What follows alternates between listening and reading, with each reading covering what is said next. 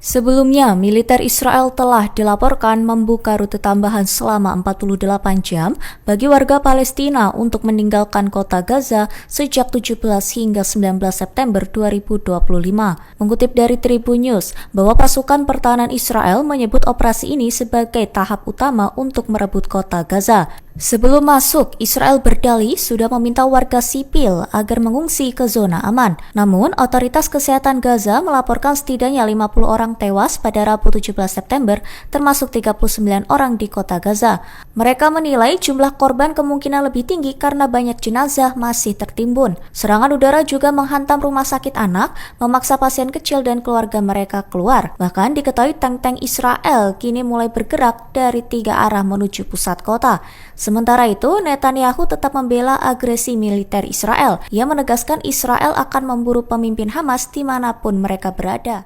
Hamas dikabarkan menyebut Israel telah melakukan kejahatan perang setelah serangan udara menewaskan setidaknya 15 orang di dekat rumah sakit Al-Shifa, kota Gaza. Serangan itu disebut terjadi hanya kurang dari 24 jam setelah PBB merilis laporannya menuding Israel melakukan genosida terhadap rakyat Palestina. Mengutip dari Al Jazeera pada 18 September, melalui pernyataannya Hamas menyebut aksi Israel sebagai bentuk penghinaan terang-terangan terhadap masyarakat internasional. Mereka menilai tindakan itu menunjukkan pengabaian besar terhadap hukum dan konvensi internasional. Hamas juga menuntut agar Perdana Menteri Israel Benyamin Netanyahu ditahan dan diadili sebagai penjahat perang. Menurut Hamas, dunia harus bertanggung jawab memastikan para pemimpin pendudukan tidak melanjutkan aksi teror dan kejahatan terhadap rakyat Palestina.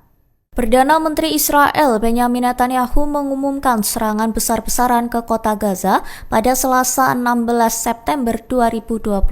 Menteri Pertahanan Israel Katz menyebut Gaza saat ini sedang terbakar akibat gempuran militer Israel. Ia menegaskan pasukan pertahanan Israel menyerang infrastruktur militan dengan tangan besi. Menurut Katz, operasi itu dilakukan demi menciptakan kondisi pembebasan sandera serta mengalahkan Hamas. Di sisi lain, keluarga sandera dan pendukungnya menggelar unjuk rasa di depan kediaman Netanyahu di Yerusalem. Mereka menuduh sang Perdana Menteri telah menelantarkan orang-orang yang mereka cintai. Sementara itu, Sekretaris Jenderal PBB Antonio Guterres menilai Israel sama sekali tidak berminat mencapai jalan damai. Ia menegaskan Israel bertekad melanjutkan operasi militer hingga akhir tanpa membuka ruang negosiasi serius terkait gencatan senjata. Perdana Menteri Israel Benyamin Netanyahu disebut akan bertemu Presiden Amerika Serikat Donald Trump di Gedung Putih pada 29 September 2025 mendatang. Mengutip dari Tribun News pada 17 September, bahwa Netanyahu mengumumkan pertemuan tersebut selama konferensi pers yang berfokus pada keadaan ekonomi Israel. Ia menyebut undangan datang melalui telepon setelah beberapa kali berbicara dengan Trump sejak serangan Israel ke Qatar. Pertemuan itu akan menjadi yang keempat sejak Trump menjabat untuk periode keduanya. Sementara itu, Menteri Luar Negeri AS Marco Rubio menegaskan dukungan penuh terhadap operasi Israel di Gaza. Rubio mengatakan Hamas seharusnya menyerah dan jika tidak, berarti operasi militer singkat akan diperlukan untuk menghabisi kelompok tersebut. Selain itu, Rubio memilih untuk tidak menambah kritik internasional terhadap Israel atas serangannya terhadap para pemimpin Hamas di Doha minggu lalu. Kami fokus pada apa yang akan terjadi selanjutnya, kata Rubio pada saat itu.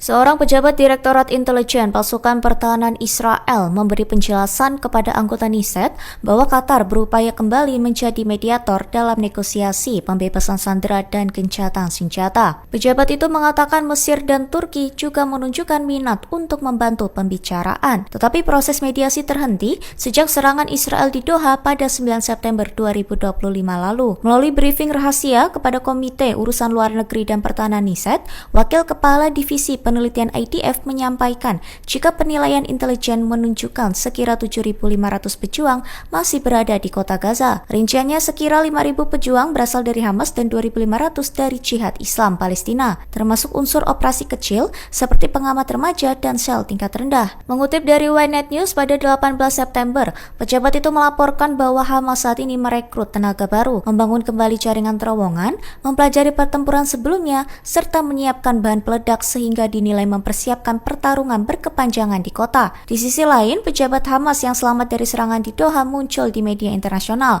Ia menyatakan bahwa delegasi negosiasi sedang membahas proposal ketika ledakan mengguncang lokasi pertemuan.